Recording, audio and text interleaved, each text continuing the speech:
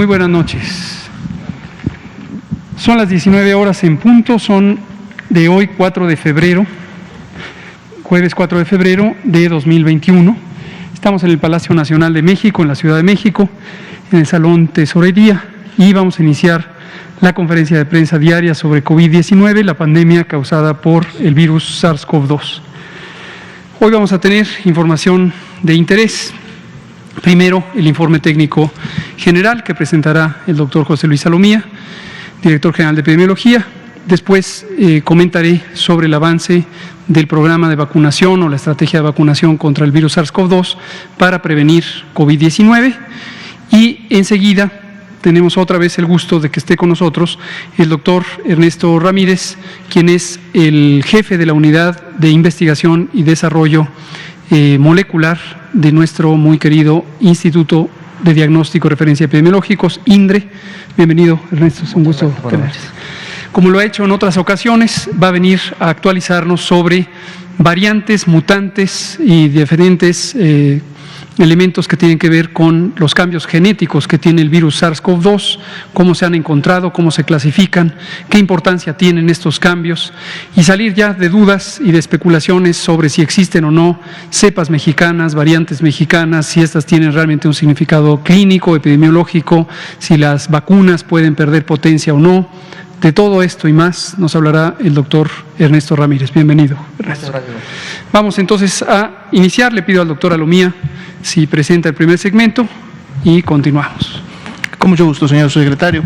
Muy buenas noches también, tengan todas y todos ustedes. Vamos a iniciar con la actualización del comportamiento epidémico de la COVID-19 en México. Para el día de hoy continuamos todavía manteniendo este ya descenso de 2 semanas consecutivas de menos 16% para efectos del cambio entre la semana 2 y 3. Como comentábamos, es uno de los descensos más importantes que hemos tenido en los últimos meses, y esto además genera también una tendencia que se ha mantenido no solamente en lo que va de la semana. Estamos prácticamente ya a 2 días más de cerrar esta semana, y consideramos que de seguro este descenso en la magnitud con la que está presentando de seguro va no solamente a cerrar así esta semana, sino que podría extenderse para cuando abramos la semana siguiente, que será la número 4.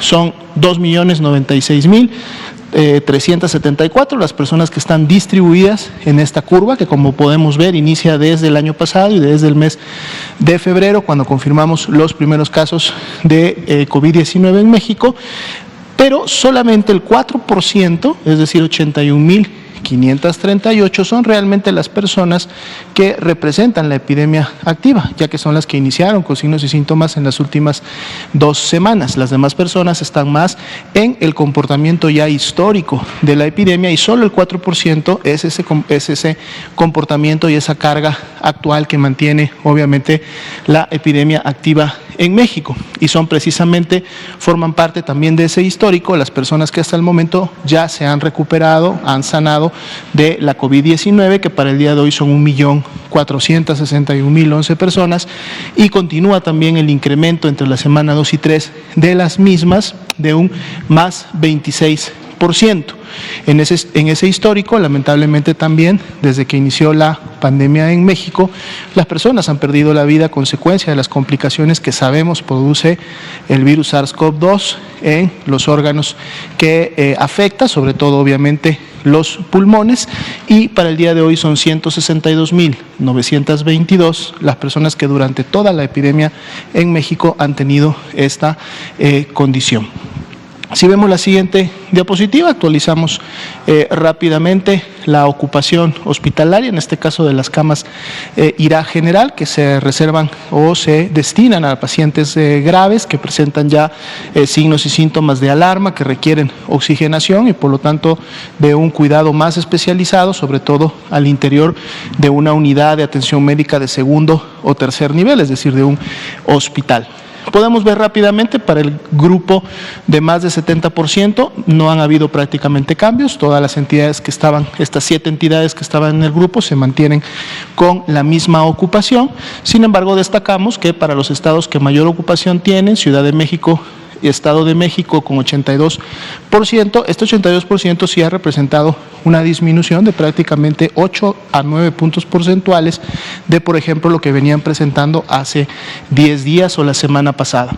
Donde sí tenemos cambios es precisamente en el grupo entre los 69 y 50% de ocupación. Nuevo León y Nayarit continúan a la baja, 66, 60%, y solamente el estado de Baja California Sur ha presentado un incremento dentro de este grupo, aunque dentro de ese incremento vemos que apenas está cruzando el 50% de ocupación con un 52%. Y a nivel general son 18 entidades las que tienen más de la mitad de sus camas disponibles para atender a estos pacientes, siendo a nivel nacional el total de camas disponibles de este tipo 16.061. Veamos la siguiente diapositiva. Enfocamos en camas con ventilador para los pacientes más críticos. Aquí también tenemos cambios. Podemos ver que en el grupo de más del 70% ya solamente tenemos una entidad que tiene más del 70% de ocupación, pero que además, siendo la Ciudad de México con un 79% actual, también ha tenido una disminución en los últimos días y desde la semana anterior para efectos de esta ocupación.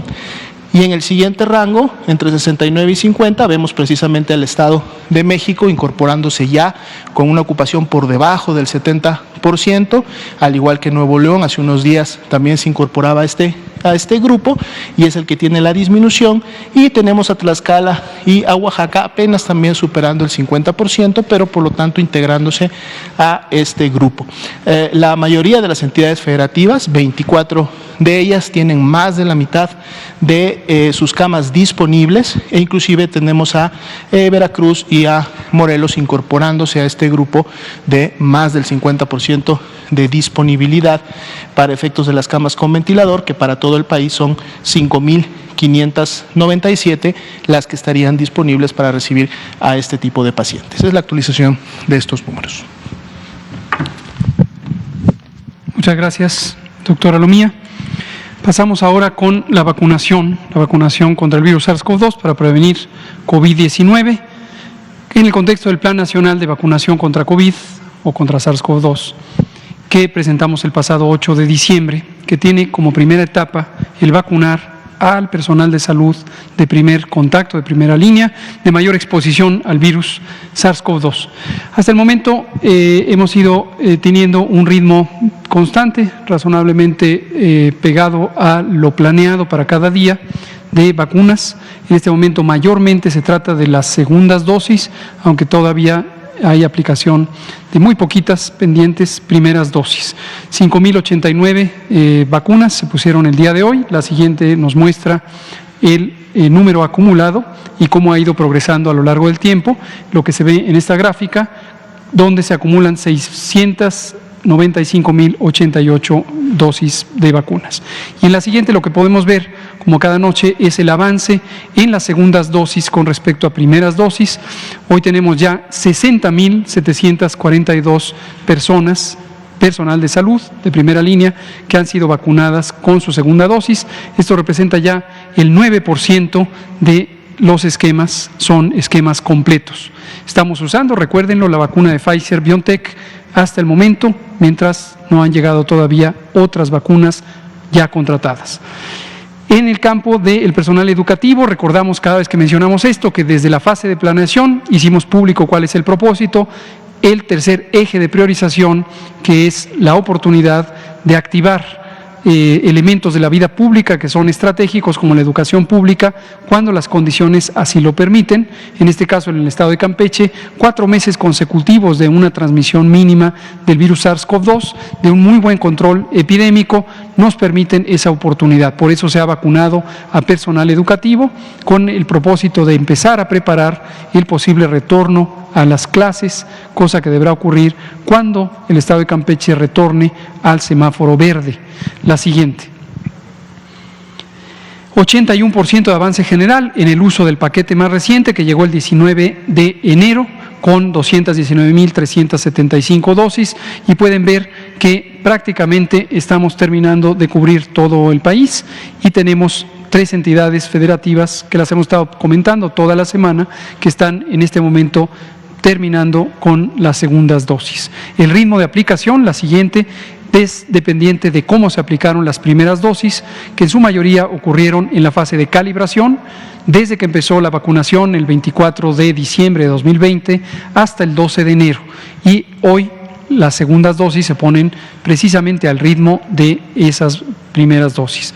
68% del paquete ya ha sido utilizado y son 766.350 dosis de vacuna que llegaron al territorio. Este número no ha variado, como lo pueden notar, a lo largo de toda la semana, porque no tenemos ningún embarque nuevo. Recordamos que por diversas razones mundiales que tienen que ver con la capacidad de producción, ahora también con algunas restricciones que han impuesto varios de los países o regiones en los que están situados los laboratorios productores de las vacunas, se ha atrasado las entregas. En el caso específico de Pfizer, las entregas del 15 de febrero será donde empecemos a recuperar ya el ritmo de llegada de las vacunas, y desde luego Pfizer nos restablecerá lo que no pudimos recibir en la última semana de enero y las 2 primeras semanas de febrero. La siguiente, por favor. Los eventos supuestamente asociados a vacunación e inmunización, sin grandes variaciones, 0.8%, 5.856, solo 47 de ellos han sido graves. Esto representa menos del 1%, y con esta cifra que varía cada día, con personas que están por algunas horas, en su mayoría, en algunos pocos casos por más de un día, hospitalizadas con algunos eventos de importancia. En la siguiente tenemos una información general, me parece. Aislamiento ante síntomas de COVID. ¿Este es video? No. Sí.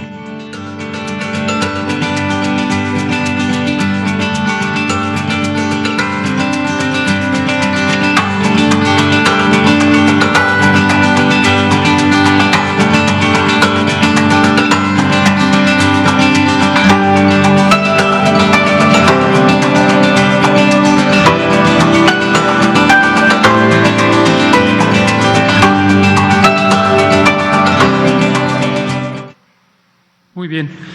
Esta es información de promoción de la salud que difundimos a través de las redes sociales, no solamente aquí, pero también consideramos que es útil que esté presente en esta conferencia de prensa. Ahora sí le pedimos al doctor Ernesto Ramírez si nos platica sobre la genética de los virus y su vigilancia. Sí, gracias. Buenas noches. Muchas gracias por la atención y la invitación para esta pequeña charla. Serán unos cuantos minutos, y justamente de lo que queremos platicar con ustedes es sobre la caracterización genómica y genética de este virus SARS-CoV-2. Y bueno, para poder entrar un poquito en contexto, me gustaría platicarles un poco muy breve que este es un virus que su material genético es RNA, seguramente todos ya lo sabemos, y está compuesto por cerca de 30.000 nucleótidos. Estos nucleótidos es la información genética del virus que hace que se codifiquen las diferentes proteínas por las cuales el virus está compuesto. Entonces, el virus codifica estas proteínas, entre ellas está la envoltura del virus, la espícula del virus, la nucleocápside del virus. Todas estas proteínas que tenemos de este virus están formadas por aminoácidos, por estructuras llamadas aminoácidos. Cuando cambia un aminoácido es cuando estamos hablando de una sustitución y es cuando estamos hablando de una mutación. Esto ocurre con frecuencia en virus que tienen características como esta, que es un virus RNA. Y justamente quiero comentar esto porque a lo largo de esos 30.000 nucleótidos pueden ocurrir estos eventos que les llamaremos cambios o les llamaremos mutaciones. ¿Ok? Y bueno, con esta caracterización genética, o sea, descifrar cuál es el orden de estos nucleótidos y de estos aminoácidos, se le llama secuenciación. Entonces, con esta caracterización genética obtenida por medio de secuenciación, se han realizado diferentes clasificaciones de este virus. Actualmente se ocupan principalmente dos, que son las que tengo aquí, que se les llaman grupos genéticos. la gente de la plataforma GSAID, que es una plataforma donde se depositan estas secuencias, les denomina clados y se han determinado al menos 7 clados importantes en todo el mundo, que son estos que están aquí: SLV, G, GH, GR y GV. Esto es de acuerdo a las características que tiene este virus genéticamente hablando. O sea, cuando va cambiando, cuando va mutando, se va agrupando en estos diferentes clados. Y también se puede llevar a cabo la determinación de linajes: linaje A, B, B.2, B.1. Si ustedes recuerdan, en las semanas pasadas, el doctor Alomía les presentó aquí el primer caso de una variante detectada en el estado de Tamaulipas, y se denominaba variante o linaje B.1.1.7, ¿no? Y así hay tantas variantes y tantos linajes como ustedes pueden conocer de acuerdo a cómo este virus ha ido cambiando, ¿ok? Y bueno, hay cada clado, cada grupo genético tiene mutaciones características que lo definen y que hace que se agrupe. ¿Cómo se agrupa? Por medio de unas herramientas bioinformáticas que se llaman árboles filogenéticos. La siguiente, por favor. Estos árboles filogenéticos nos van a agrupar estos clados, estos linajes, y de acuerdo a esa asociación que tienen filogenética, esa asociación que hay entre los nucleótidos, entre más se parezcan, se agrupan entre sí. Por eso tenemos diferencias tanto en nucleótidos como en aminoácidos, y podemos clasificar a nuestro virus SARS-CoV-2 en diferentes grupos y clados. Esto es el contexto para poder hablarles un poquito de lo que hemos hecho en cuestión de la vigilancia de las diferentes variantes que se han detectado. Si me das la siguiente, por favor. Empezamos por ahí del 20 de diciembre, recibimos un comunicado por parte de la OMS donde nos explican que existe una variante que le denominaron en ese momento la variante inglesa, porque tenía ciertos cambios, ciertas mutaciones a lo largo de su genoma que la hacían característica. Una de las principales características de esta variante es que se empezó a dispersar con mayor velocidad en el Reino Unido, y por eso llamó mucho la atención. Entonces, cuando se empieza a caracterizar, nos damos cuenta y nos emiten el comunicado que esta variante tiene 23 mutaciones a lo largo de su genoma que son de características importantes, y principalmente las variaciones estaban en esta proteína que se llama espícula. Estas variaciones están en el gen S, le llamamos gen S por espícula, y tiene principalmente ahí al menos 5 mutaciones que subrayo ahí en azul. Entonces, ¿qué fue lo que hicimos? Para poder detectar que este virus tenga todas estas mutaciones, tenemos que hacer la secuencia del genoma completo, que es un procedimiento ciertamente largo e incluso costoso. Entonces, lo que hicimos primero es únicamente secuenciar el fragmento de la espícula y observar si estas muestras pueden o no tener estas mutaciones. Entonces, definimos esta estrategia, y en el caso de que tengamos estas mutaciones que son características, tenemos la obligación de secuenciar todo el genoma para ver todas las mutaciones, las 23 que conforman esta variante. El día 10 de enero terminamos de secuenciar la primera muestra de una persona que ya les platicaron hace unas semanas, que era un paciente proveniente era una persona inglesa que venía de un viaje. Hicimos la secuenciación, encontramos estas mutaciones, hicimos la secuencia del genoma completo. ¿Me das la siguiente, por favor? Y detectamos que esta persona tenía las 23 variantes del genoma de esta variante inglesa. Esto fue el primer resultado que dimos el 10 de enero. Para el día 13 de enero, como ya empezamos a trabajar con nuestra red nacional de laboratorios de salud pública y empezamos a emitir comunicados en donde nos alertaran si había personas que estuvieran regresando de algún viaje, porque puede estar esta variante importada, nos hicieran un favor de que si fueran los casos positivos los remitieran a la institución y empezar a hacer una búsqueda dirigida hacia esta variante con estas herramientas. Y bueno, fue el 13 de enero que nos mandaron algunas muestras de Tampico. Encontramos una segunda variante En automático avisamos a la parte de epidemiología, hacen su trazabilidad epidemiológica y nos empiezan a remitir los contactos de esta persona que resultó variante. 2 días después detectamos que sí es una variante porque secuenciamos el genoma completo, y a los 8 días nos mandan las muestras de los contactos de los familiares. Y ya podemos decir que esta mutación, que puede ser importada, ahora se transmitió lateralmente entre los contactos. Ya la transmisión fue aquí. Y presentan específicamente las 23 mutaciones de la variante inglesa. ¿Okay? Estos fueron los 2 primeros casos que tenemos, los denominamos caso Tampico y caso Nuevo León, ¿verdad? Porque las muestras provenían de estos lugares. Si me das la siguiente. Sin embargo, la Organización Mundial de la Salud y la Organización Panamericana de la Salud empezaron a detectar algunas otras variantes. Entre ellas hay 2, es la variante que le han denominado inglesa, la otra variante que le han denominado la variante Sudáfrica, y últimamente ha estado sonando mucho la famosa variante también brasileña o variante Japón. Y bueno, aquí les presento solamente un cuadro de la espícula, la proteína de la espícula, donde están las mutaciones características de estas 3 variantes. ¿Por qué ponemos este cuadro? Porque quiero enfatizar aquí que para que puedan existir o determinar o clasificar estas variantes, tienen que estar todas las mutaciones que son características de la misma. De hecho,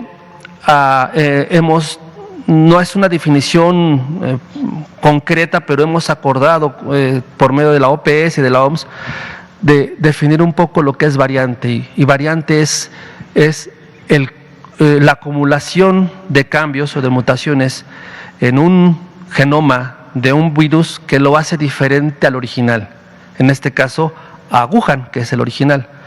Pero que estas variantes, que estas mutaciones, estos cambios tengan características que la hagan diferente, que tengan algún tipo de impacto. ¿Cuál es este impacto? Impacto en salud pública. Por ejemplo, mayor transmisibilidad, que las mutaciones estén asociadas a mayor transmisibilidad, o que tengan una asociación, algunos estudios que han hecho investigadores nacionales e internacionales con evasión a respuesta inmune, por ejemplo, o que puedan tener alguna característica que hayan determinado en algunos estudios que puede presentar alguna mayor atracción sobre la célula que va a infectar, etcétera, etcétera. Estas variantes, estas mutaciones de impacto son las que tenemos que trabajar y estudiar. Y esto lo hacemos para hacer una aclaratoria específica sobre esta mutación E484K. Es una mutación. El hecho de que encontremos un cambio no nos va a indicar que tenemos una variante. Tenemos que tener las mutaciones características de la variante, todas las mutaciones características de esta variante. En este caso les enfatizo porque, por ejemplo, para que la variante pueda ser brasileña, tiene que tener al menos las mutaciones que tenemos en la espícula, que son todas las que están aquí abajo, y ahí una de esas es la 484, pero es solo una. Entonces, ya hemos hablado con el caso, las personas que han detectado el hallazgo muy importante, porque encontrar una mutación es un hallazgo muy importante, pero hemos hablado con ellos para que nos envíen las muestras acá al instituto para poder llevar a cabo la caracterización genética del genoma completo, para poder elucidar si esto es una variante o no. De entrada, no podemos decir que esto es una variante. Y para que podamos decir incluso que esta es una variante o que fuera una variante mexicana, necesitamos caracterizarla bien genéticamente, clínicamente, epidemiológicamente, cómo se distribuye, cuál pudiera ser su impacto a nivel salud pública. ¿Okay? Entonces, estas son el caso de Jalisco que queríamos también presentarles aquí esta aclaratoria. Y finalmente, ¿cómo vamos a poder determinar si están habiendo variantes o no están habiendo variantes? ¿Y cómo podríamos saberlo? Pues tenemos que hacer una vigilancia genómica, tenemos que empezar, de hecho lo hemos estado haciendo durante todo el año pasado, empezar a observar cómo se comporta este virus genómicamente, o sea, secuenciar un número importante de muestras y ver qué es lo que está ocurriendo, qué es lo que está pasando, qué clados estamos encontrando, qué variedades podemos tener de linajes, etcétera, etcétera. Y por eso empezamos a hacer un trabajo ya con un tiempo atrás, la última, por favor, que tiene que ver, si me das la última, por favor, antes de esta, perdón, esta, gracias, que tiene que ver un poco con un término que hemos llamado vigilancia genómica del SARS-CoV-2. Y aquí quiero comentarles que son ya varios institutos, varios sitios donde han estado haciendo esta caracterización genética. Y hay una plataforma que se llama GSAID, que es donde se depositan las secuencias genómicas que cada instituto, cada escuela, universidad, laboratorio empieza a generar. Ahí es un repositorio de todas las secuencias donde se analizan, donde se compartimos nuestras secuencias con las secuencias de Sudamérica, de Norteamérica, de Europa, de Asia, y así es como se van realizando esos estudios filogenómicos para poder determinar si existen, si no existen variantes, a quién se parece, a quién no se parece. ¿Ok?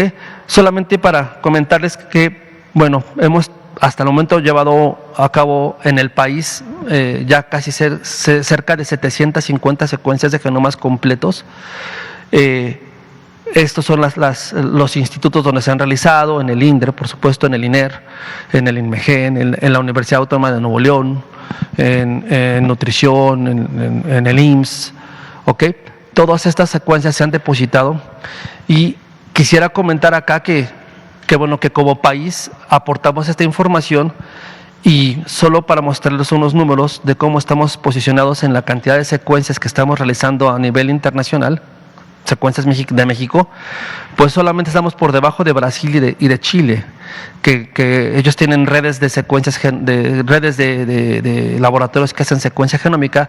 Y bueno, quiero comentarles que nosotros estamos tratando ya de empezar a hacer una red de secuencia genómica para incrementar nuestro volumen de datos y tener mayor capacidad y mayor número de secuencias que nos permitan hacer esa vigilancia activa y que en algún momento podamos definir qué es lo que está ocurriendo y qué genotipo, qué clado, qué linaje pudiera estar afectando a nuestro país.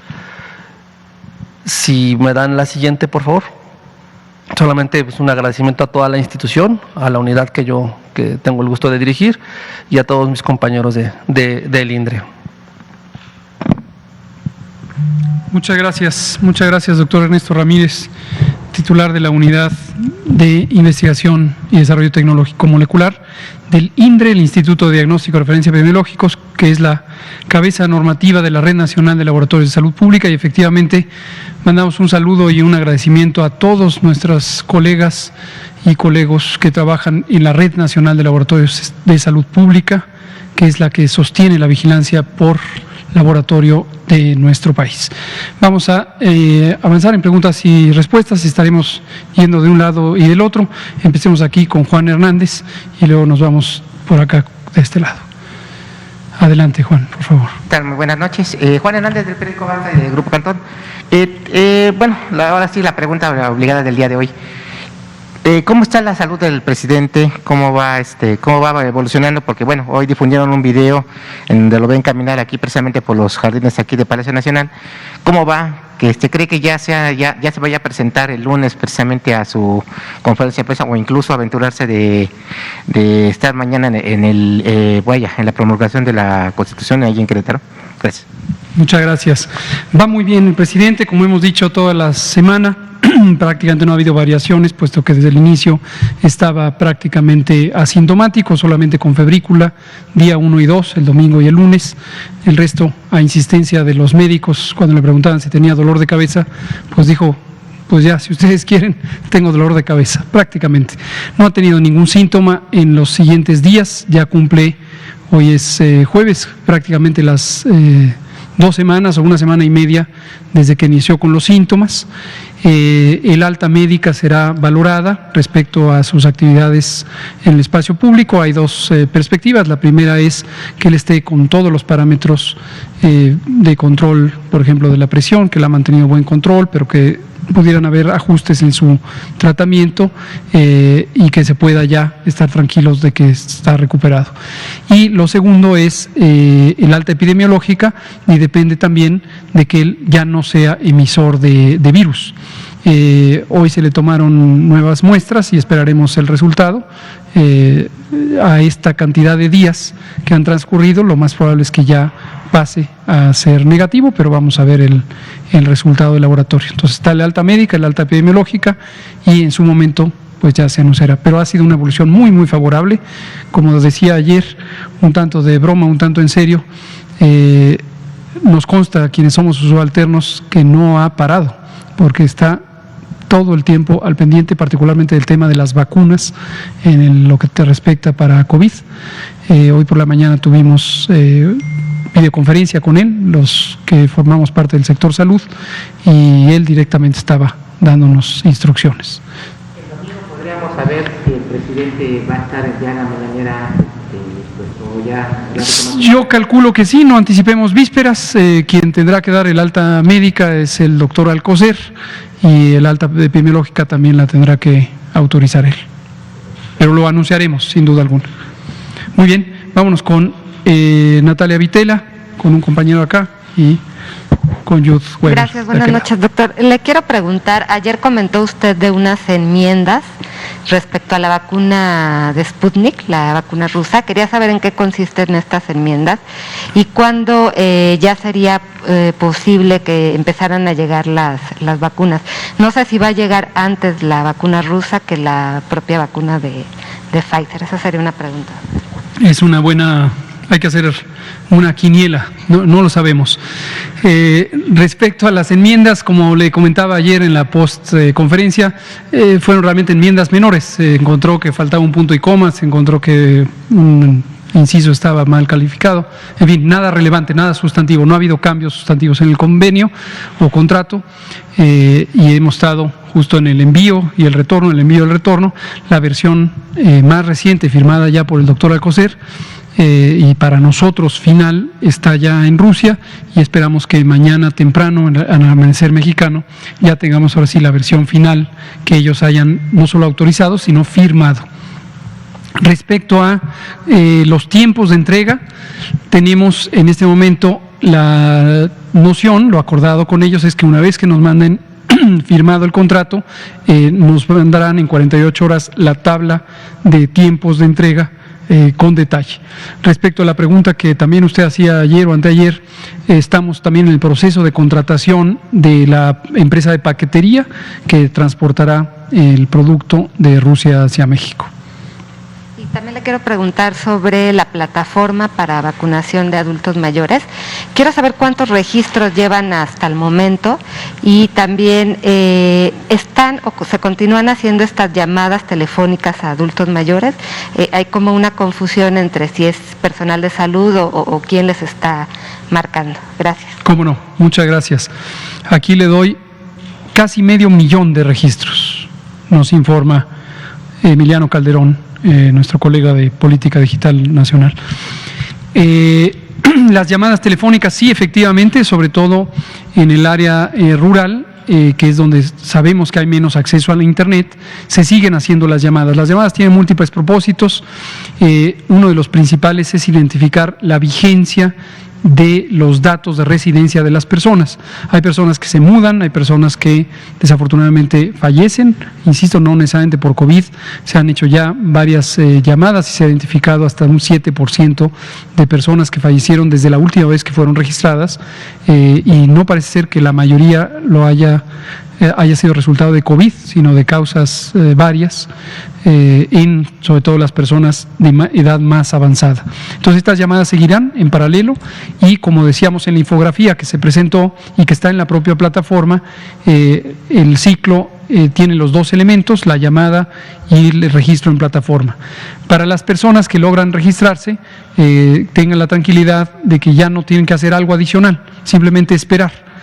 Se les contactará si así hace falta, si no hace falta no se les contactará de momento, y cuando ya lleguen las vacunas y ya se hayan establecido los puntos específicos de arranque de la vacunación, entonces se les llamará para corroborar que han recibido información de la cita que tendrán al punto exacto de vacunación. Con respecto a las pruebas del presidente, ¿cuándo se hizo la última prueba? Hoy ¿Qué resultado? estamos esperando el resultado. Ok, gracias. Si sale positivo todavía, ¿tendría que volverse a hacer otra prueba? Desde el punto de vista epidemiológico, sí. Desde el punto de vista médico o clínico, en realidad ya no. No hay necesidad. Una vez que sabe que es positiva una persona, pues ya se maneja la vigilancia médica. Yo creo que sí. Muy bien. Vamos a pasar con Juan Carlos Machorro, AM Noticias de Querétaro. Sí, buenas noches. Juan Carlos Machorro, AM de Querétaro. Doctor Ernesto, esta cuestión que usted comentó de que se está todavía investigando esta mutación de Jalisco, ¿cómo van en esa investigación? ¿Cuándo se sabría si, como usted expuso, sería solo una mutación o si puede llegar a ser una variante? ¿Cuándo tendrían ustedes ese conocimiento? Y en dado caso que sí fuera una variante, ¿qué sucedería? O sea, ¿qué es lo que se tendría que investigar en Jalisco para, pues, si llegase a ser una variante, no se expanda más, o cómo estaría el tema? Y si me permite, doctor Gatell, nos han llegado diversas denuncias sobre falta de medicamentos para diversas enfermedades. No solo nosotros, sino diferentes medios de comunicación lo han documentado. ¿Qué sabe usted al respecto? ¿Esto se puede solucionar con el instituto que el presidente ha anunciado para compras directas de medicamentos, todo esto? O sea, la Secretaría de Salud participaría en ese instituto que no sé si ya se haya conformado, o sea, el que se hablaba que para compras directas de medicamentos a los diferentes laboratorios internacionales. Ahorita le Gracias. comento. Adelante, estimado Ernesto. Sí, gracias. Gracias, buenas tardes, muchas gracias por la pregunta. Mira, el día de hoy acabamos de recibir, o estamos recibiendo en estos momentos, las muestras de las 4 muestras que nos informaron que presentan esta mutación, que se encontró por medio de una diferenciación alílica por PCR. Es una tecnología que nos permite saber si está ausente o presente una mutación, pero no vemos la mutación. Entonces, el día de hoy y mañana estaremos haciendo las primeras pruebas con únicamente la espícula para secuenciar un pequeño fragmento, y el día martes ya tenemos programado realizar la corrida de secuenciación de genoma completo. No podemos estar secuenciando diario porque tenemos que juntar bastantes muestras para hacer eficientes nuestras pruebas. Entonces, esto está programado para el día martes y estimamos unos 8 días en terminar la secuencia de genoma completo.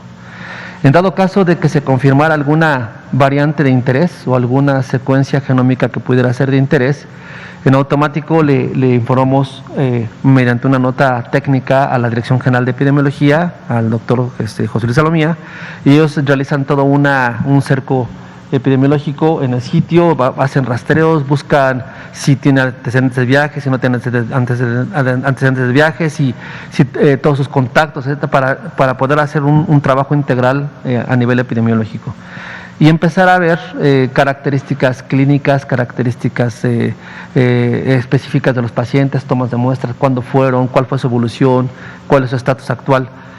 Todo eso se tendría que hacer en dado caso de que encontráramos alguna especie de variante. Sin embargo, reitero, hasta que no tengamos la secuencia de genoma, vamos a poder definir esto. Muchas gracias. Sobre el otro tema de medicamentos, no identifico a qué se refiere con un instituto especial para comprar medicamentos, no conozco que haya tal cosa. Quizá lo que se está usted refiriendo es al INSABI, el Instituto de Salud para el Bienestar, que fue establecido al inicio del año pasado. Se anunció que iba a crear una oficina directa para la compra de medicamentos, para los ahorros y toda esta cuestión, y que sean compras directas para los diferentes organismos de la Federación, a los laboratorios internacionales, para evitar triangulaciones, intermediarios, etcétera. No sé si usted sepa algo. Vamos si a investigar y le comento, no identifico Gracias. a qué se refiere con eso, pero lo investigamos. Muy bien, Jude Weber, Financial Times. Muchas gracias, doctor.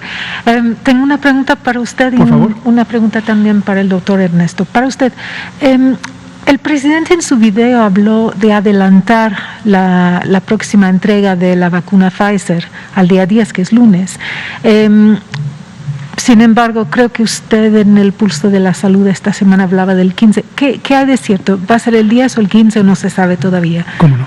Y para el doctor Ernesto, entiendo que es difícil secuenciar todas las muestras, muchas muestras en todo tiempo, pero ¿tienen una idea de qué tan prevalente están las variantes? En algunos países, por ejemplo en el mío, ya los variantes ya están, pues representan casi la mayoría de los casos de las infecciones. Aquí, ¿cómo estamos? ¿O no se sabe? ¿Hay una estimación que se puede hacer? Muchas gracias. Con gusto, adelante. Sí, gracias. Mira, muchas gracias, buenas noches. Mira, la factibilidad de llevar a cabo procesos como secuenciación genética o genómica, en este caso del virus, es compleja y se requiere de tecnologías especializadas. Actualmente podemos contar con estas tecnologías en diferentes laboratorios, diferentes institutos. Estamos formando una pequeña red para poder dar una respuesta con mayor cobertura.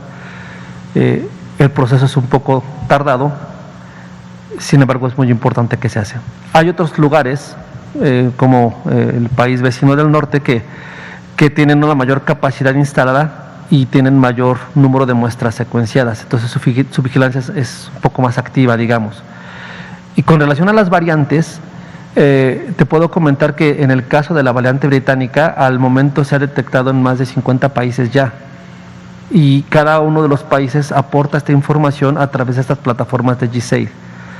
Te puedo comentar que, por ejemplo, de la variante de Sudáfrica, hasta el momento había, hoy en la mañana que revisé la plataforma de GSAID, había ya 30 países que tenían esta variante y cerca de 300 o 350 secuencias depositadas que presentan esta variante. Entonces, esa es una dispersión de forma natural que se lleva a cabo en todos los países, y cada país, de acuerdo a su capacidad de llevar a cabo secuenciación, es como podrá tener información. De hecho, por eso podemos tener mucha información de la variante brasileña, porque tiene una capacidad fuerte de llevar a cabo secuenciación. Esperemos nosotros como país también tener una respuesta fuerte para poder detectar cualquier cambio que pudiera ser relevante en nuestro país. Y sí, en las páginas públicas del GSAID puedes conocer cómo es la situación de cada variante, cómo se distribuye a nivel mundial y cuáles son los países que las presentan. No tenemos una idea muy clara de cuántos de los nuevos casos cada día, cuántos son variantes, no sabemos aún. Tenemos, en el caso de México, hasta el momento hemos detectado 5, no quiere decir que sean todas las que hay. Conforme vayan llegando muestras y estemos haciendo esta vigilancia activa, vamos a poder detectar más y vamos a poder definir cuál es el porcentaje de muestras variantes con relación al resto de las muestras que estamos secuenciando. Entonces es un proceso que tiene que hacerse activo, semana con semana, mes con mes, para poder determinar estos porcentajes, estas cantidades de muestras con relación a lo que circula.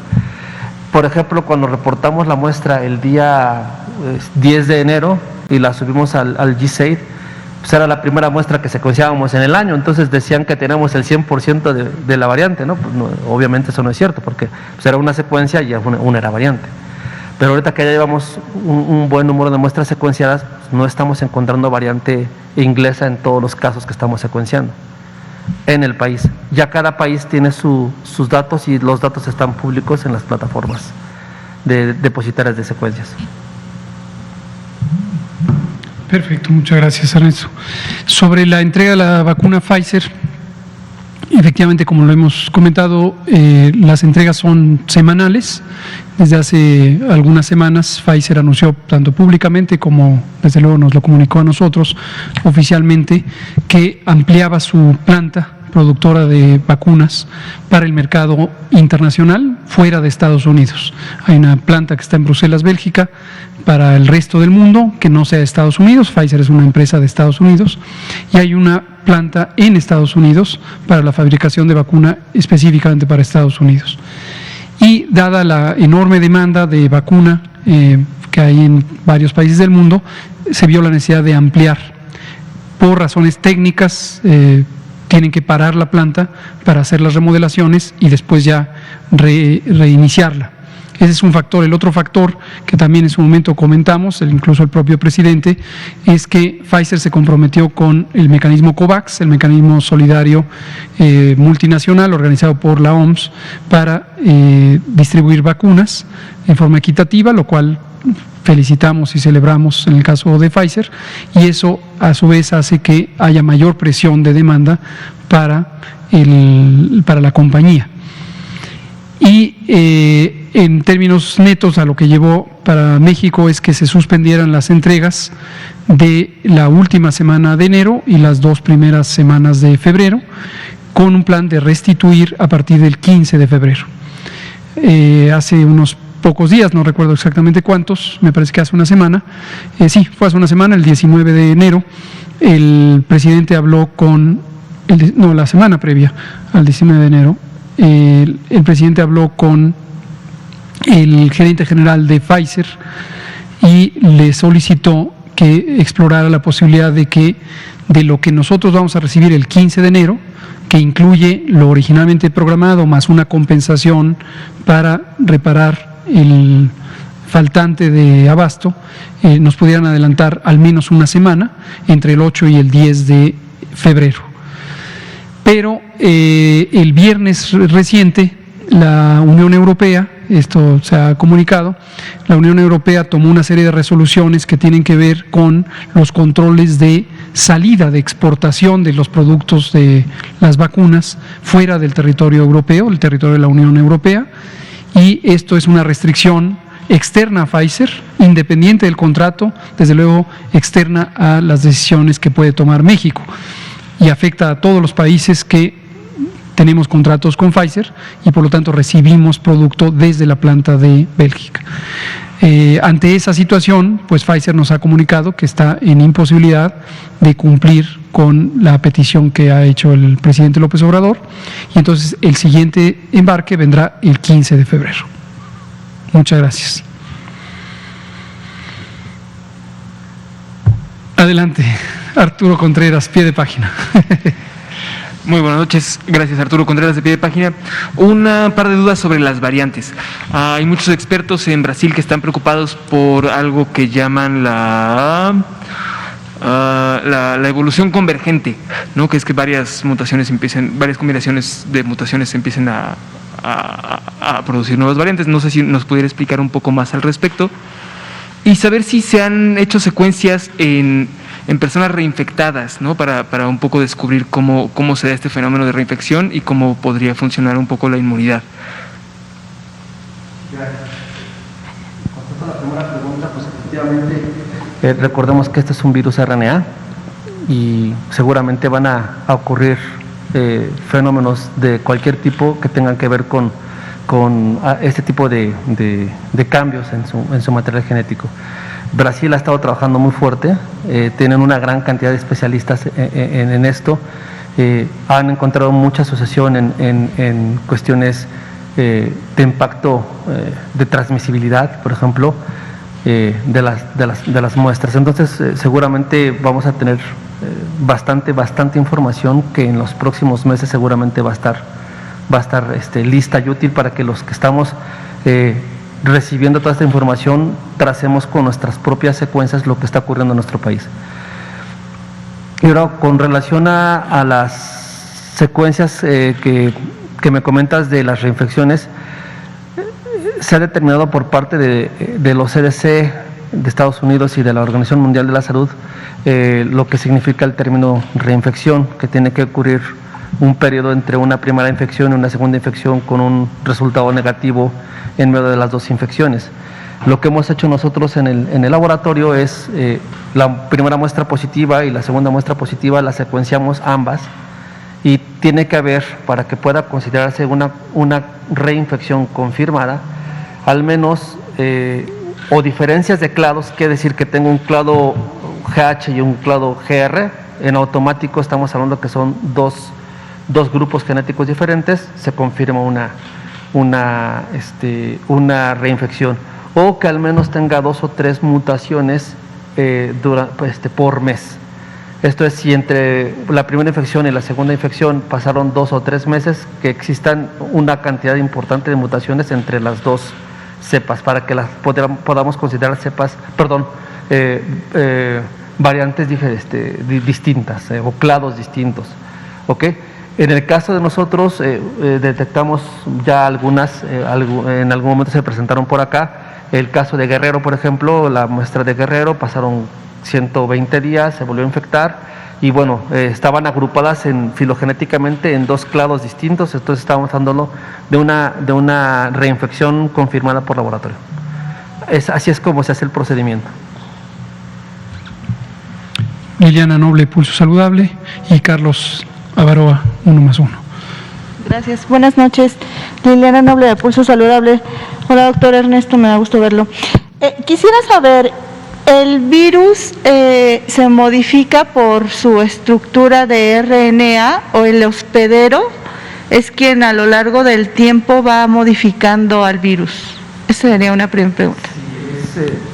Generalmente son cuestiones adaptativas y principalmente el virus, al utilizar el proceso de replicación de la célula, el virus por sí solo entra y utiliza a veces la maquinaria de la célula para poder llevar a cabo estas replicaciones, tiene sus propios elementos replicativos, y entonces al ser un material genético RNA, tiene la facilidad de tener una tasa de mutación mucho más rápida que los virus que son DNA. Entonces las enzimas empiezan a cometer de alguna manera errores, puede ser eso, o puede ser que se vayan adaptando a su huésped. ¿Qué digo con esto? Que es un proceso a lo largo del tiempo de adaptación del virus a su entorno, ¿no? Eso es lo que ocurre generalmente con los virus que son tipo RNA. Y por ejemplo, una variante, ¿qué características tendría que tener? No sé si por la virulencia o por la fácil transmisibilidad. Tendría que ocuparle mucha atención a los gobiernos y que pudiera poner en riesgo algunas de las actuales vacunas. Yo creo que tenemos que contextualizar bien lo que significa una variante. Cuando tenemos 2 o 3 mutaciones o 4 que están en el mismo sitio, en la misma proteína, y tienen actividad que puede coadyuvar entre ellas para poder ejercer una mayor transmisibilidad, pues lo que va a ocurrir es que vamos a tener una velocidad de infección mucho más rápido. Entonces, eso pone en alerta para que tengamos una capacidad, a lo mejor una mayor capacidad hospitalaria, o tengamos mayor atención a esto. Hasta el momento no se ha encontrado que existan marcadores o mutaciones que estén asociados a virulencia, que sea más virulento este SARS-CoV-2. Se ha hablado de que tienen mayor afinidad con el receptor, con su célula donde va a atacar. Se ha hablado que puede de repente el virus tener una evasión a una respuesta inmune, los anticuerpos no atacan al virus. Se ha hablado hay varios estudios, entonces todos estos estudios cuando convergen, cuando están en el mismo sentido, pueden ocurrir variantes que sean de interés en impacto en salud pública. Por eso se tiene que informar, se tiene que compartir para que se hagan las acciones pertinentes. No nos tenemos que preocupar de estar buscando todos los linajes y todas las variantes, porque no todos son de ese interés. Pero sí los que se hayan estudiado, los que estemos estudiando, los que tengan algún impacto específico, la respuesta es sí.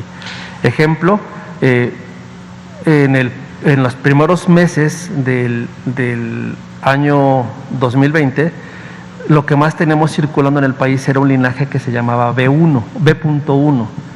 De las 700 muestras, 250 eran genotipo, linaje B1.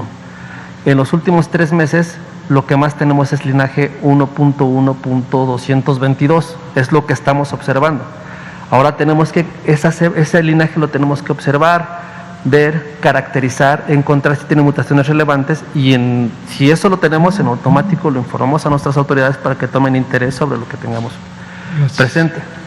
Y finalmente, doctora Lomía, ¿cuándo considera usted que sería el momento o cuánto tiempo tendría que pasar la persona que ya tuvo COVID para poder acceder a la vacuna?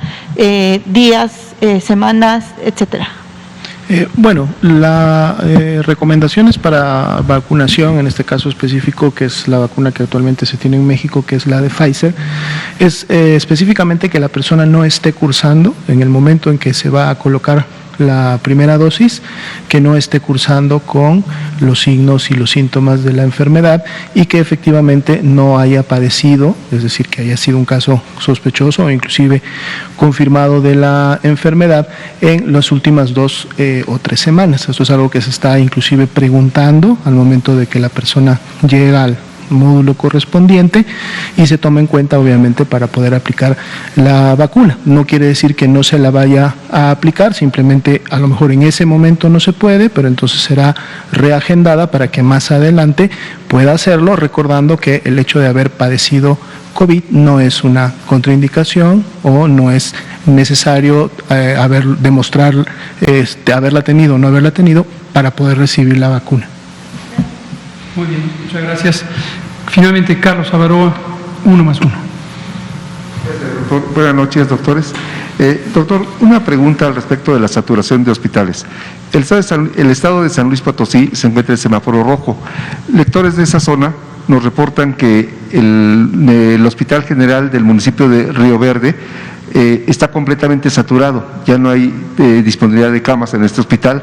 Si tuviera algún dato que nos pudiera brindar y qué alternativas se le podría brindar de parte de la Secretaría de Salud a la población de esa región. Gracias. Con gusto, no tengo el dato específico de lo que está ocurriendo en San Luis Potosí a nivel de ese detalle, pero sí le comento a la población de San Luis Potosí lo mismo que le comento a toda la población del país. Es muy importante llamar al 911. ¿Qué es lo que está ocurriendo? Y ha venido ocurriendo por varios meses, que las personas van a un hospital, lo encuentran ocupado y entonces tienen que buscar otro hospital, lo encuentran ocupado, tienen que buscar otro hospital, lo encuentran ocupado. Esto desde luego ocurre en los estados cuando se encuentran en mayor porcentaje de ocupación, muy distinto a lo que está ocurriendo en los estados que tienen mínima ocupación, Campeche, Chiapas, varios de los estados que están en el semáforo amarillo en este momento. Pero durante la etapa en que se encuentran en el semáforo rojo, en este momento los principales siguen siendo la Ciudad de México, la zona conurbada del Valle de México en el Estado de México y Nuevo León, encuentran esta situación. Entonces, para eso está el Centro Regulador de Urgencias Médicas, 911, 911 es el número universal de atención de emergencias en México. De hecho, en muchos países es el mismo número. Este sistema es un centro telefónico que está regionalizado. Si yo tomo mi teléfono y marco 911 aquí en la Ciudad de México, me va a tener información, me va a contestar una persona y me va a tener información sobre lo que ocurre en la Ciudad de México. Si yo estoy en Río Verde, San Luis Potosí, y marco 911, tendrán información sobre lo que ocurre en San Luis Potosí. Y esta es la manera de tener información en tiempo real sobre la ocupación hospitalaria. Y eso lo que facilita es que se le pueda orientar a la persona y decirle, no intente ir a ese hospital porque está lleno, en cambio intente ir a este otro hospital. Recordar que durante todo este tiempo, gracias a que desde abril se firmó un convenio interinstitucional, la derechohabiencia no es un límite y se puede atender a una persona, se debe de hecho atender a una persona que se encuentre en una necesidad urgente, aun cuando no tenga derechohabiencia de una institución en particular. Entonces, esta es la recomendación que le doy a quien viva en Río Verde, San Luis Potosí, tanto como cualquier persona que viva en otra entidad federativa. Muchas gracias. Aquí terminamos, ya no nos da tiempo, son 19:59, pero mañana continuamos y seguiremos informando tanto del estado que guarda la epidemia como de la vacunación contra COVID. Le agradecemos a Ernesto Ramírez, nuestro compañero de la Unidad de Investigación y Desarrollo Tecnológico Molecular del INDRE, y seguimos. Muchas gracias.